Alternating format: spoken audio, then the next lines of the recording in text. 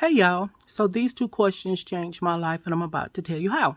So about 15, 16 years ago, I was sitting on the side of the bed and I was just thanking God about how good he was to me. Always blessing me, getting me out of situations that sometimes I may have put myself in.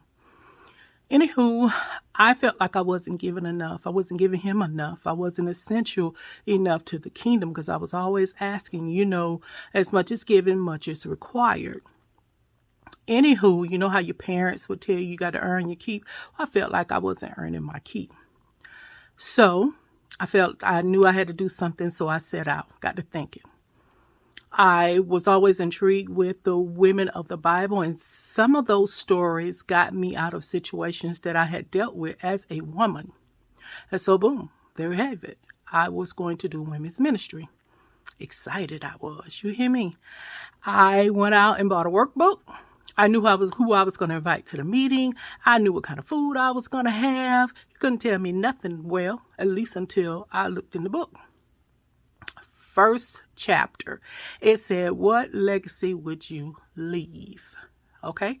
First workout said, if you were able to be in the back of the church at your own funeral, what would people say about you? What would your pastor, your husband, your kids, your family and friends say about you? So I'm like, okay, I'm good people. I got a few things I might need to lay down by the riverside, but hey, for the most part, I'm good people.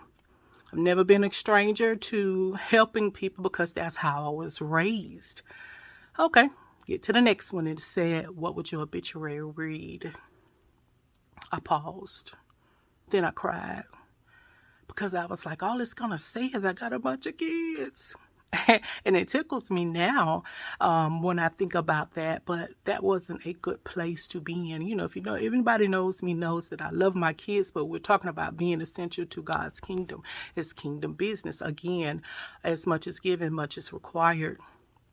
So as I thumbed through the book, the meetings was out the window. I had to teach those things to myself because how was I going to teach them to somebody else and I hadn't learned them?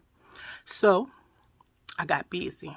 And then I got the revelation that while I was being essential to the kingdom, it was building a great legacy. Don't you love how God strategically lines things up? Anywho, fast forward to today. I'm not perfect. I'm still learning. I'm mashing the gas in the right direction. You hear me? I am a woman after God's own heart. Okay? And I just don't understand how some people may not, want to be a kingdom kid. Sometimes I hear, she do too much, but I don't care and you shouldn't either. Because when the devil rages war against your kids, against your family, your finances, your health, your peace, you ain't got time to be worried about what nobody got to say about you. It's bigger than them. And God is the only person that can do it for you and do it the right way. I love it here, y'all.